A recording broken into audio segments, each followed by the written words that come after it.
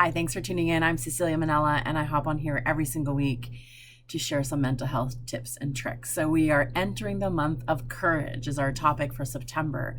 Super excited that you're tuning in. And as a way to start, I want to read you something that speaks really strongly to me and jumps into the idea of courage. So it's Brene Brown's Manifesto of the Brave and the Brokenhearted. Now, just bear with me as I read this, and I want you to really think about some of these words and what they actually mean to me. So she says, there's no greater threat to the critics and the cynics and fearmongers than those of us who are willing to fall, because we have learned to rise. With skinned knees and bruised hearts, we choose owning our stories of struggle over hiding, over hustling, over pretending. We deny our stories. They define us. When we run from struggle, we are never free. So we turn towards truth and look it in the eye.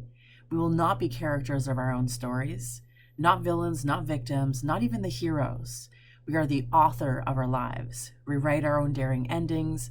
We craft love from heartbreak, compassion from shame, grace from disappointment, courage from failure. Showing up is our power. Story is our way home, and truth is our song. We are brave and brokenhearted. We are the rising strong. Now, what I really, when I read this, what really stood out to me is the line that she writes around courage from failure. So as we talk about courage and I think about courage and what that word actually means. Now, courage is a feeling word that we use. It is a value that we use. It is a principle. It's something we live into. Courage is a really, really powerful word. And the one thing that really sticks out is courage from failure. Now, why does this stick out to me? I really want you to think about how often you've said to yourself or heard other people say that there's a strong fear of failure. Now, whether it's, trying something new and fear of failure, if it's fear of leaving a relationship because then it feels like it's a failed relationship, whether it's leaving a job, feeling like that you're going to fail at something you've done or you haven't tried hard enough, or all these things. Courage comes from failure. So we often see courage and failure, these two separate things that don't exist with each other, and that staying in something is actually courage and leaving something is failure. We don't really think about leaving the failure as an act of courage in and of itself. Now, this idea of being able to rise courage from this place of failure is really, really powerful. If you could define or redefine failure in your life, that is an act of courage to fail.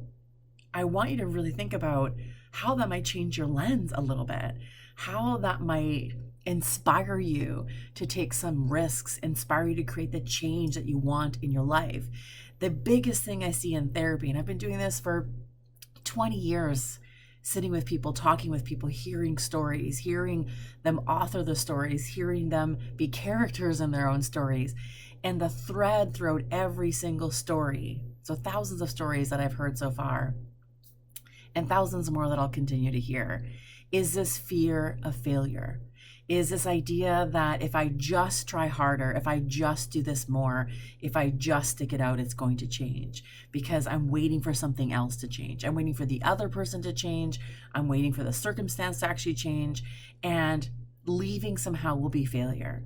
And that means I'm a coward somehow. But in fact, oftentimes leaving is the act of courage in and of itself, because courage is about taking a risk. It's about risking and betting on yourself, not on anyone else, not waiting for something to change, but betting on yourself to have the courage to create something different. If nothing changes, nothing changes. If we stay the same, everything in our life will stay exactly the same.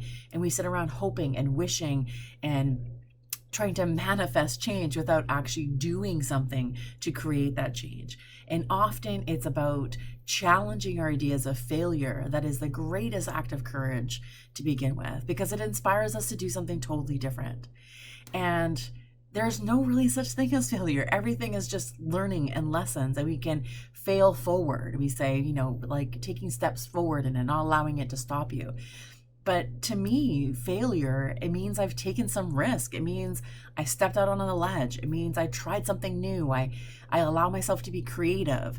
And it not working out is a risk of doing something different. It is courageous to step into this place of accepting failure as part of the process. So I really want you to think about changing your perspective on failure and seeing failure as an act of courage in and of itself. So courage isn't always this mighty thing that happens. It isn't, this big roaring lion that we see the memes and we see on social media. Oftentimes, and most of the times, I would say courage is silently deciding to do something different. The courage is the whisper that tells you that you want more, deserve more, and can have more, and that you're worth more. That is what courage is. And oftentimes that means we have to step into failure in order to move through with the courage. So I hope this helps you rethink failure in some way and can see it as an act of courage in and of itself. See you next week.